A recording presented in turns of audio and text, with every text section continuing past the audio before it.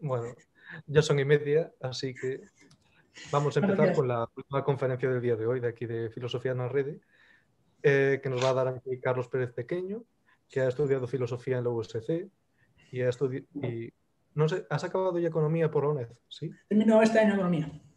acabas economía y también hace matemáticas por la UNED, ¿no? Sí, y el máster en Big Data y toda esa mierda.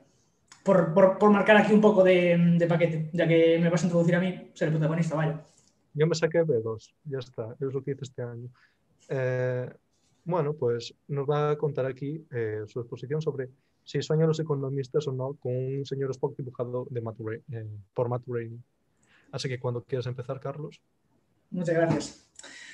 ¿Qué pasa, chavales? ¿Todo bien? ¿Todo correcto?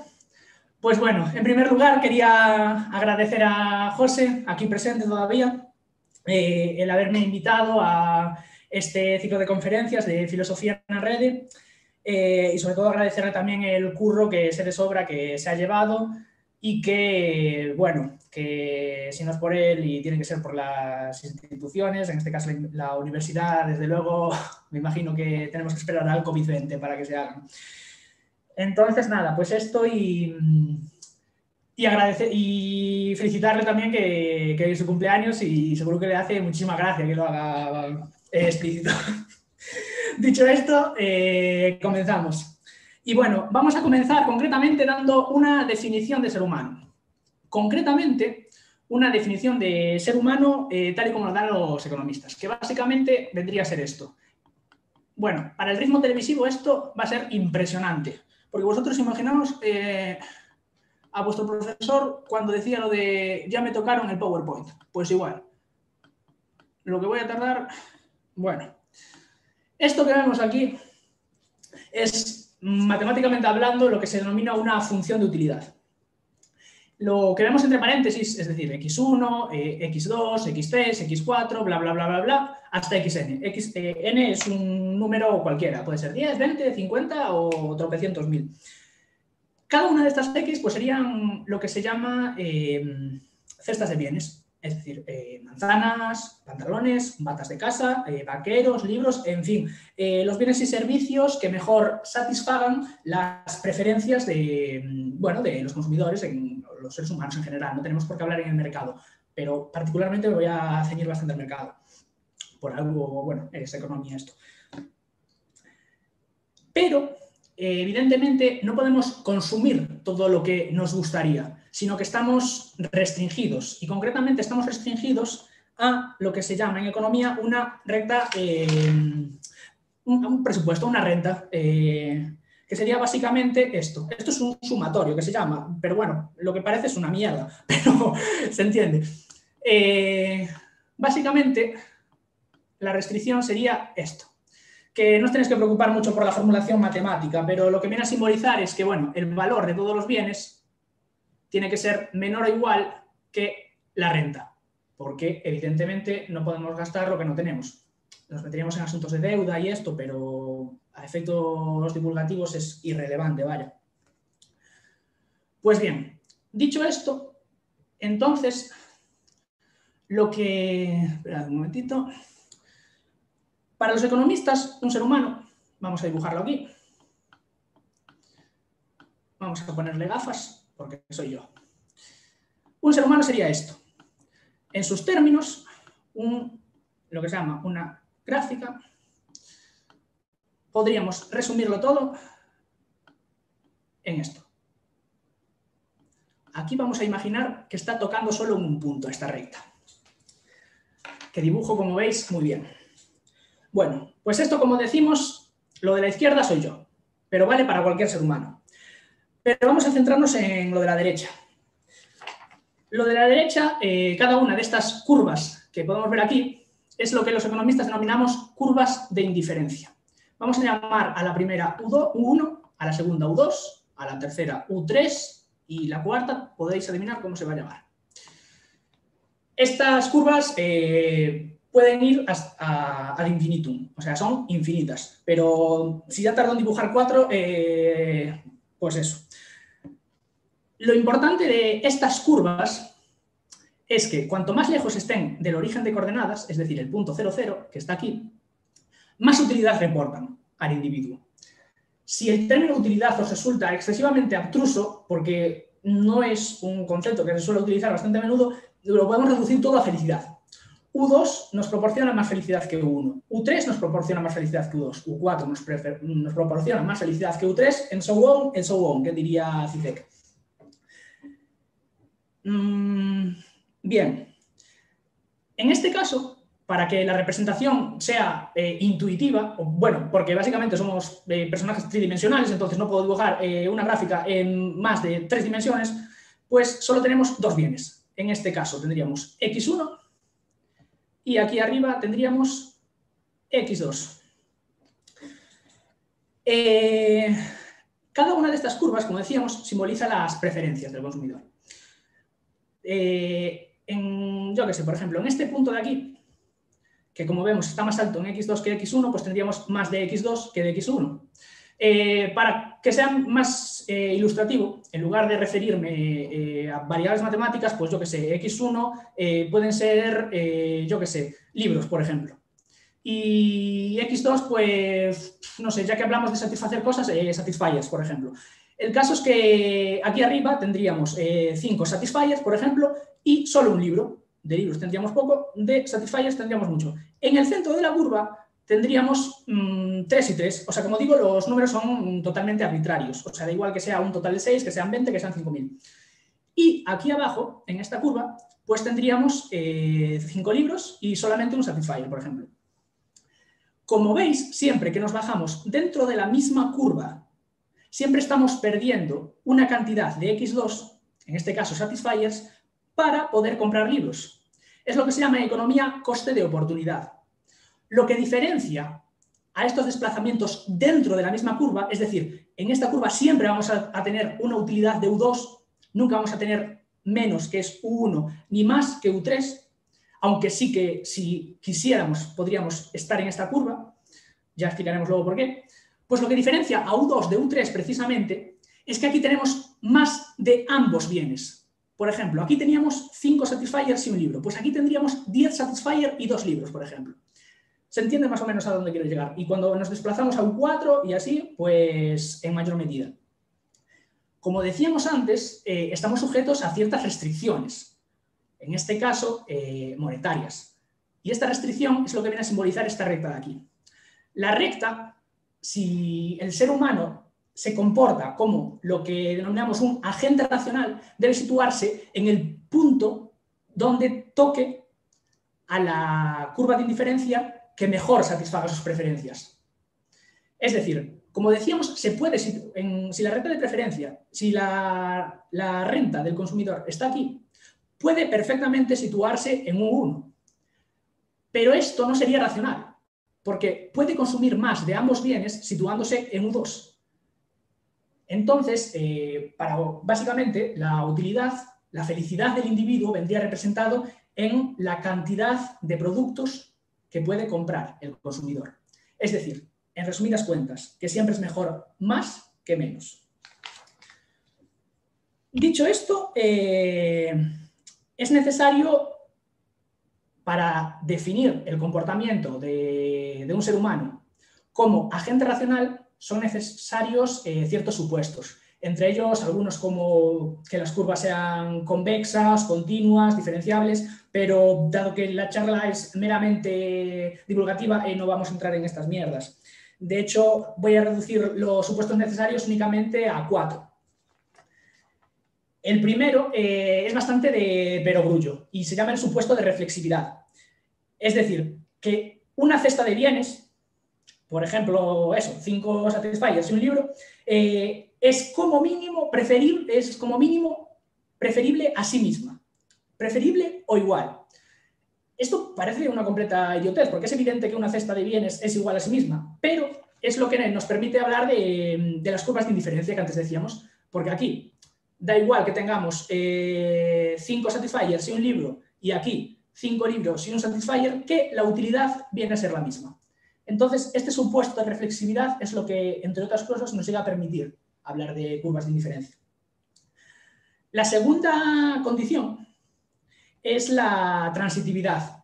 que bueno, como muchos de filosofía tenéis manida por lógica, básicamente es que si yo prefiero Cecilio G a C. Tangana y prefiero C. Tangana a Kid Keo, por lo tanto, yo prefiero Cecilio G a Kid Keo, porque, bueno, Cecilio siempre gana y, bueno, en otro orden de cosas por la transitividad que antes habíamos dicho. Esto, a efectos ilustrativos, lo que implicaría, mira que me mola dibujar, para dárseme tan mal, implicaría básicamente esto. Si aquí tenemos esta curva de indiferencia y aquí tenemos esta otra, esto es lo que supondría vulnerar el principio de transitividad. Como vemos, en la parte de la izquierda, la curva que está más lejos de ordenadas es U1. Sin embargo, a la derecha de la línea de puntos, claro, la que está más lejos de la línea de puntos es U2. ¿Esto qué quiere decir? Que el consumidor no está siendo coherente. Que, dado una cesta de bienes y un determinado presupuesto, elegirá esto, pero aunque pudiera seguir adquiriendo esta cesta, irá en contra de lo que antes había dicho, prefiriendo otra cesta que podría haber adquirido antes, básicamente. En tercer lugar, después de la transitividad, lo que cobra importancia es lo que se llama el principio de completitud. Es decir, que un individuo siempre y en cualquier circunstancia tiene que tener ordenadas sus preferencias. Esto es jodidísimo, porque todo el mundo sabe, por ejemplo, que todos los temas de Ricky son exactamente iguales, no vamos a descubrir aquí nada. Sin embargo, tú tienes que saber decir si prefieres un tema de Bob Marley a uno de... no sé si hay más artistas de Ricky, la verdad, pero bueno, chiste de Ricky hecho. El caso es que el axioma de completitud. El cuarto y último supuesto del que hablábamos sería el de no saturación. Es decir, algo que ya hemos explicado antes, que siempre es mejor más a menos. Y esto siempre. Quiero decir, no hay en ningún momento donde para un economista un agente racional diga hasta aquí. No hay un punto de satisfacción. Esto, evidentemente, solo cuando hablamos de bienes. Luego hay otra cosa que se llaman males, que, por ejemplo, desde luego, un par de hostias siempre es preferida a cientos de ellas. Pero en lo que a bienes se refiere, siempre mejor más a menos. Por eso, atendiendo a estos 4 supuestos de lo que hemos hablado, reflexividad, transitividad, completitud y no saturación, eso que podemos catalogar es por lo que podemos catalogar de racional a cualquier agente. Por eso, esto me retrotrae a cuando Platón definió al ser humano como animal bípedo y plume, que, según se cuenta, Diógenes, para reírse de él, cogió un pollo, lo desplumó, lo tiró en la academia de Platón y dijo: este es el hombre de Platón.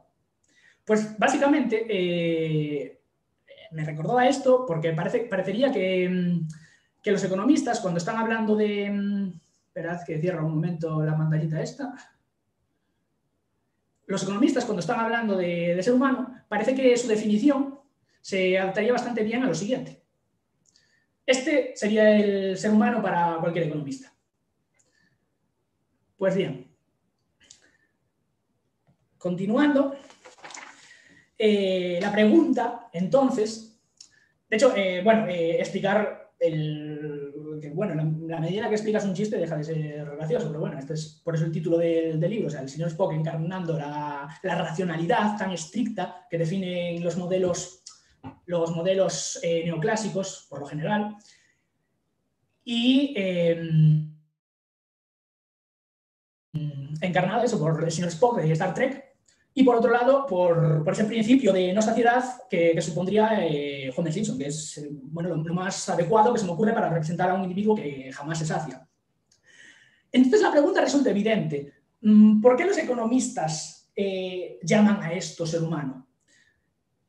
Para empezar, obviando, como decíamos, esta definición tan estricta de racionalidad, quiero decir, ¿por qué la transitividad, la completitud y toda esta clase de chanfainas es lo que caracteriza a la racionalidad? Ya al margen de esto, resultan innumerables los supuestos en donde los seres humanos no nos comportaríamos racionalmente, tal y como nos lo piden los economistas neoclásicos. Por ejemplo, recordando una vez que mi compañera de piso me mandó irle por compresas al súper, cuando llegué allí no tenía ni idea si comprarlas con alas o sin alas. Y ahora que me acuerdo, ella tampoco, pero bueno, esto no resulta relevante para esta conversación. El caso es que yo no puedo tener unas preferencias completas porque hay cosas que me las sudan. Yo no sé si prefiero compresas con alas a sin ellas. Me parece el ejemplo más representativo de esto. Pero es que al margen del axioma de completitud, que ya es evidente que no se satisface en la mayor parte de casos, está la transitividad. Porque, joder, a mí por ejemplo, Parkway Drive me mola muchísimo. Y diría que prefiero, por lo general, Parkway Drive a Bad Bunny, por ejemplo. Pero, joder, si salgo a perrear una noche, sobre todo ahora con el COVID, que es lo que salgo vamos, el pan de cada día, pues casi que voy a preferir el trap al metalcore. Pero no por ello dejo de ser racional, ¿no? No me parece intuitivamente correcta esta definición, ¿no? Desde este punto de vista. Entonces, y aquí ya entramos en el plano más metodológico, hasta aquí básicamente ha sido una simplificación terrible, por otro lado, pero un resumen de lo que sería la teoría de la gente racional, de las preferencias y todo dentro de la teoría del consumidor, de la microeconomía neoclásica. Entonces, ahora, ya metiéndonos en temas de metodología, epistemología, parecería que los economistas están partiendo de una falsedad. Entonces, ¿cómo partiendo de una falsedad tan evidente como es esta, podemos pretender construir una teoría científica? Al fin y al cabo, la ciencia, precisamente, bueno, de una manera de andar por casa, en lo que consistiría es en llegar a la verdad de las cosas. Y efectivamente esto es cierto. Pero no deja de ser menos cierto que también podemos llegar a desarrollar teorías útiles, aun partiendo de falsedades.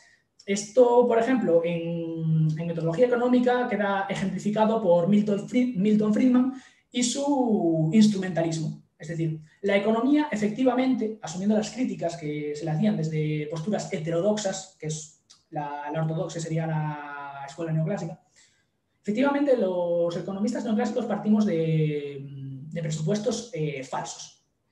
Pero las predicciones son correctas y eso es lo que importa para hacer ciencia. Esto, lo relevante es que no solo se da en economía, sino que en física, y aquí no me voy a meter mucho tampoco porque no es mi rama, pero concretamente, siendo la madre de todas las ciencias, como siempre se dice, concretamente en astronomía, en ocasiones resulta útil postular los planetas como masas puntuales, por ejemplo, cuando lo que interesa es... joder, casi la lío aquí, espera, que quería abrir la pizarra. Cuando lo que interesa, por ejemplo, es conocer sus posiciones relativas. Entonces, es evidente que esto que acabo de dibujar ahí debería ser un punto. Ese punto que hay ahí es evidente que no es un planeta.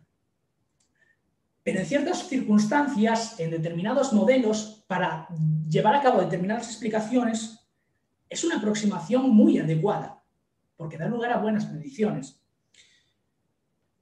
Por definición, un modelo siempre es falso, porque un modelo es una simplificación. Más que nada porque resultaría inútil que esto no fuera así.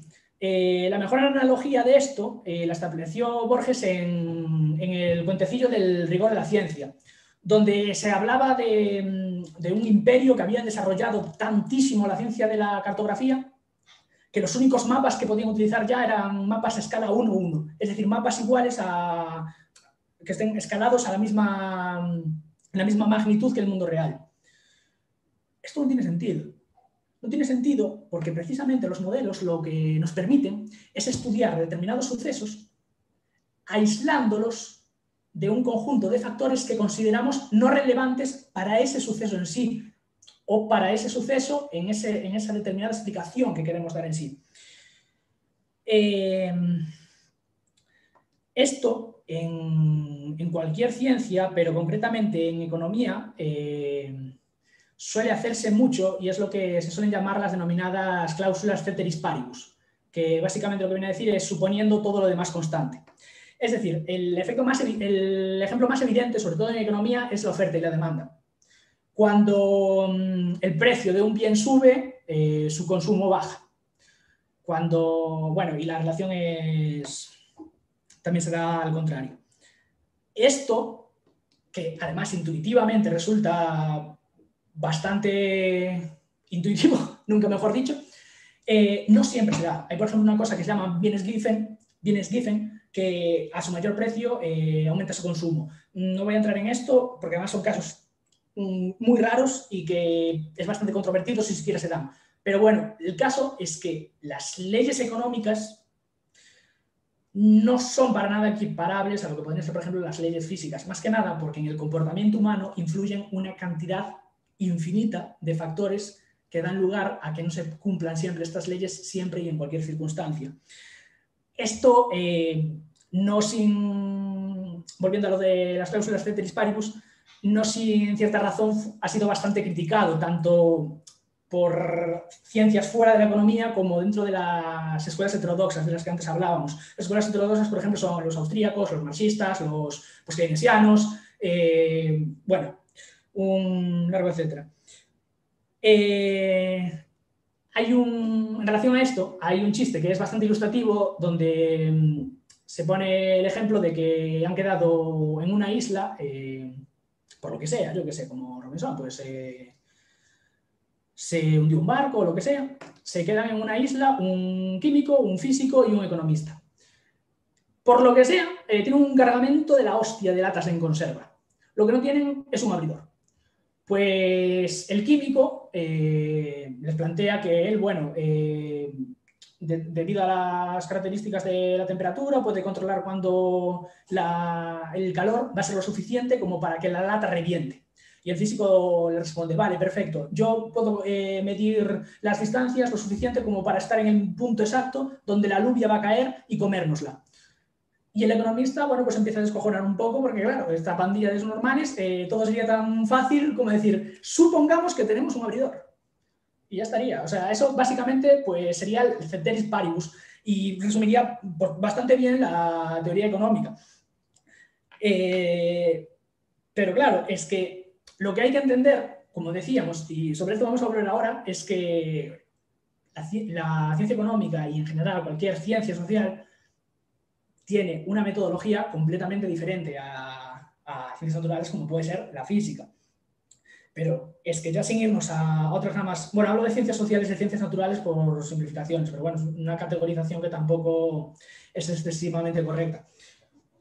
Un antropólogo, por ejemplo, si para llevar a cabo sus estudios utiliza la definición que los economistas utilizan de ser humano, no le va a valer de una mierda, porque le es completamente inoperativo tratar con esta definición en la medida en la que deja fuera un montón de características culturales, biológicas, etcétera, etcétera, que él necesita para llevar a cabo sus estudios.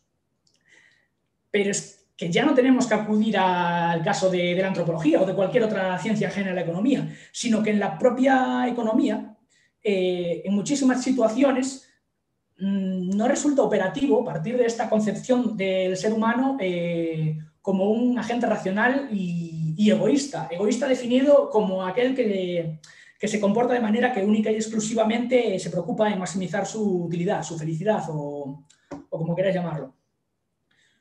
Por ejemplo, partir de este supuesto resulta bastante operativo cuando hablamos de mercados de competencia perfecta. Pero si, por ejemplo, estamos hablando de la economía o de manera general de las relaciones que el ser humano mantiene dentro de una familia, el supuesto de maximizar única y exclusivamente nuestra utilidad, es decir, de comportarnos de manera egoísta, no resulta del todo operativo. En estos casos, habría que añadir ciertos supuestos adicionales para adaptar y hacer más compleja nuestra definición de ser humano para poder dar cuenta de estas situaciones. Entonces, si me dejas un momento, lo voy a borrar. Hostia, qué bien. Vale, espera. Se ha quedado buena noche al final, ¿eh? Bueno, como decíamos, hay ciertos... Dime. Tienes la opción de hacer otra pizarra, en vez de tener que borrar todo. Ahí, siempre a tiempo, José. Bueno, vale. Por ejemplo, volviendo al tema del que estamos hablando, si lo que queremos es modelizar las relaciones entre, yo qué sé, Kinder Malo y Pin Flaco, como individuos pertenecientes a una misma familia, la del trap. Pues bueno, mamá, papá, si me estáis viendo, poned el ejemplo de Alba y yo.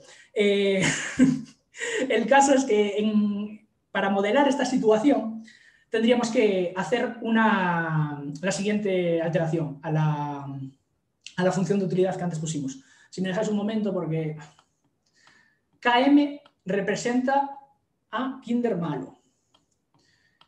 XKM representa a los bienes, servicios, lo que sea, que hacen a Kinder Malo más feliz. La cocaína, por ejemplo. Hostia, es que esto va para la universidad. Bueno, no sé, libros de Platón. PF viene a simbolizar la función de utilidad de Pin Flaco. Y XPF, pues los bienes y servicios que le cunden a Pin Flaco. Vale. En este caso, a diferencia del anterior, dentro de los bienes que maximizan la utilidad, la felicidad de Kinder Malo, tenemos la utilidad de su hermano, la de Pin Flaco. Es decir, esto es bastante relevante, aunque, bueno, tampoco es que suponga gran cosa, pero da lugar también a una explicación de un debate que tiene páginas y páginas en la historia de la filosofía, que es la diferencia entre altruismo y egoísmo. Y, por ejemplo, cuando hablamos de egoísmo, podemos definirlo única y exclusivamente, esto es igual que la que había escrito al comenzar la charla, pero representando únicamente un bien, porque no resulta relevante. Todo comportamiento, básicamente, egoísta, definido en esta función de aquí, como acabo de decir, es aquel que se dedica a mejorar la felicidad de uno mismo sin atender a otra cosa. Sin embargo, en esta función de utilidad que vemos aquí, entre las propias preferencias de Kinder Malo, tenemos la satisfacción de las preferencias de Pin Flaco. Esto sería el altruismo. Sí es cierto que en tanto que a Kinder Malo le satisface mucho que Pin Flaco esté feliz, esto se puede ver como un comportamiento egoísta, pero es que el egoísmo no se define así. El egoísmo, como decimos, se define cuando lo único que te preocupa satisfacer en tu función de utilidad son tus propias preferencias. En el momento en el que incluyes las preferencias de tu madre, de tu padre, de tu hermana o de quien sea, ya no podríamos hablar de egoísmo. Esto evidentemente es discutible, pero me parece que es una herramienta muy buena que la economía puede acercar para la filosofía y por eso me gustaba incluirla.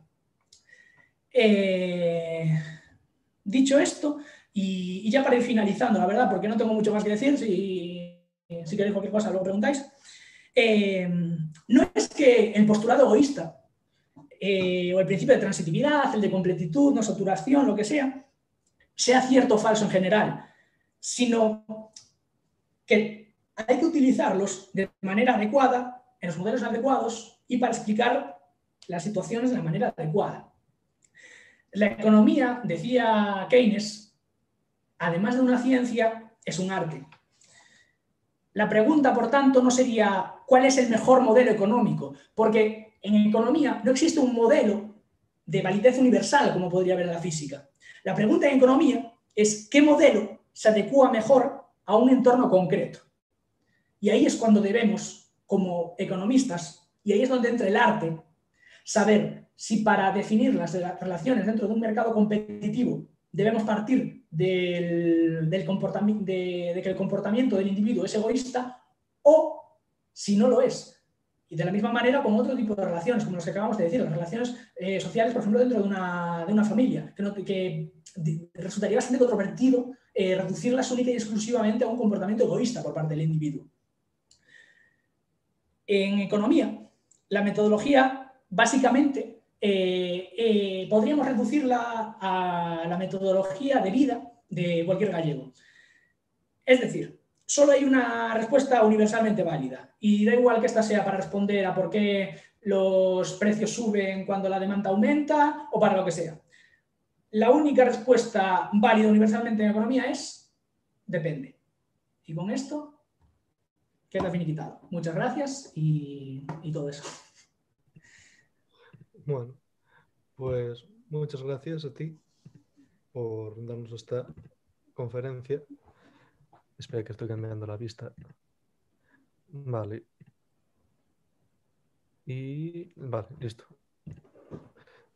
Bueno, la verdad es que esto, charla, realmente me ha venido bastante bien en el sentido para definir en plan los criterios de una decisión, de lo que viene a ser una persona racional. Eran reflexividad, transitividad, completitud y ¿qué otra característica más era? No saturación. No saturación. Que por Es que, cierto, es que esto no lo acabé de entender.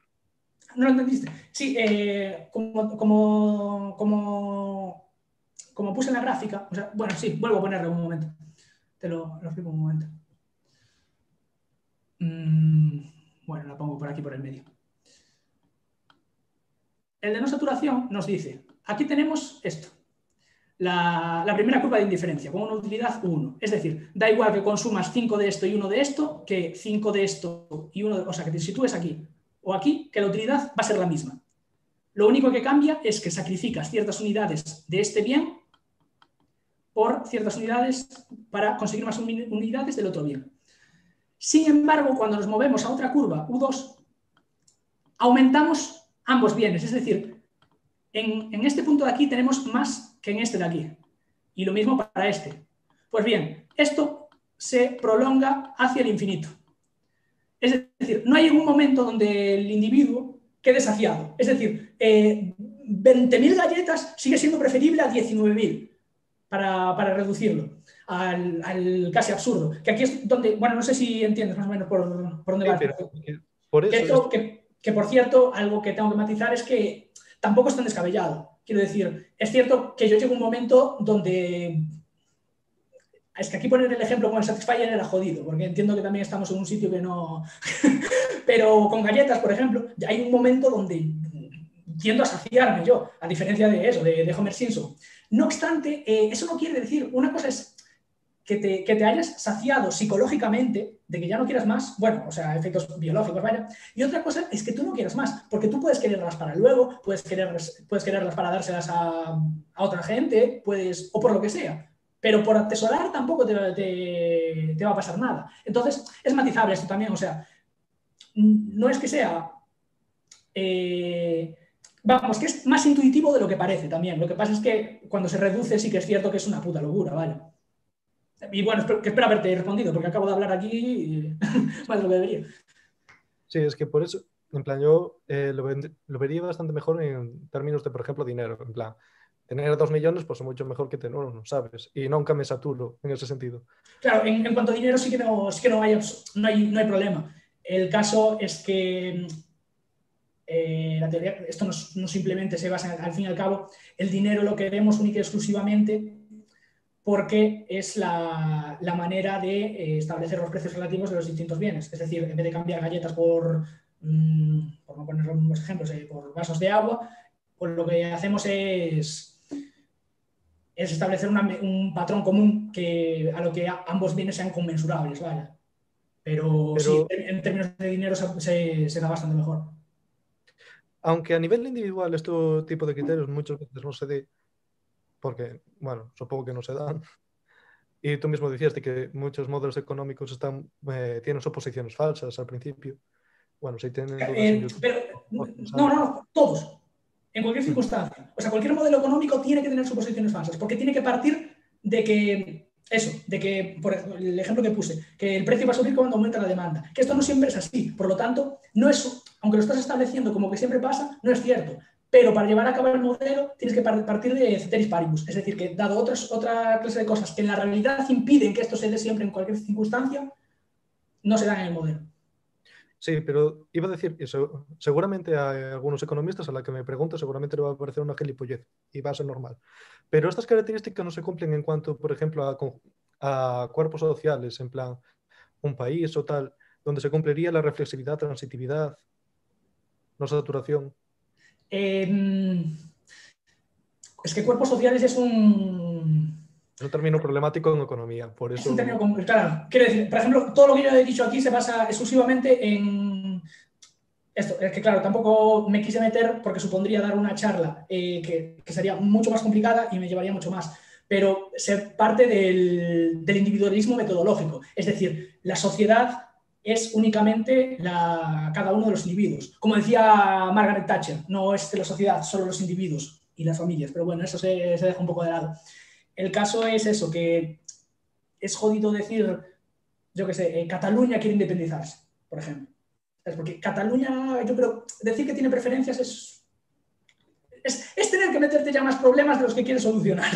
Es como meter a Dios en tu modelo, ¿sabes? Que además de explicar tu modelo, tienes que explicar la existencia de Dios. Entonces, es complicado. Bueno, de acuerdo. Y hay una duda, bueno, en YouTube, de Manuel G, que pone, bueno, HNO, que no sé lo que es. No sé si este mensaje quedará en el Boulevard de los Sueños Rotos. Me pareció que antes rellenabas un hueco entre la curva de utilidad y la recta de la RLA ENTA. Sí, ¿Ese hueco representa algo? no, representa que no sé dibujar bien. O sea, el rollo es que la curva de indiferencia de la utilidad tiene que. Mira, para que quede claro, le cogí el gustillo lo de las pizarritas, ¿eh? Pero me siento como un abuelo, de verdad. Joder, vaya Cristo. Un momento que borro algo. ¿Por qué no sé dónde está eso, José? Entonces, creo que va más rápido así. Vale. Teníamos esto y una curva de utilidad cualquiera y la recta presupuestaria, que viene a simbolizar la renta, tiene que... Vale, perfecto, grande ahí. Vale, solo se puede tocar en un punto, que esto es lo que garantiza, por eso los economistas trabajan con derivadas para esto, por ejemplo, que es lo que simboliza la recta tangente. Eso quiere decir que es el punto exacto donde gastamos toda nuestra renta, ni una unidad más ni una unidad menos. Entonces, gastamos lo máximo que podemos, o sea que alcanzamos la mayor curva de indiferencia sin por ello pasarnos. Entonces, es lo que viene a simbolizar. Lo que pinté por encima es porque soy un inútil, básicamente. Todo lo podría haber subido en esa respuesta, la verdad, no sé por qué he dado tantas vueltas. Pero nada, que muchas gracias por la pregunta. Y a ti también, José, claro. Bueno, no sé si hay alguna duda más. Jorge, bueno, no sé si tiene alguna duda. Y bueno, en YouTube tampoco veo más.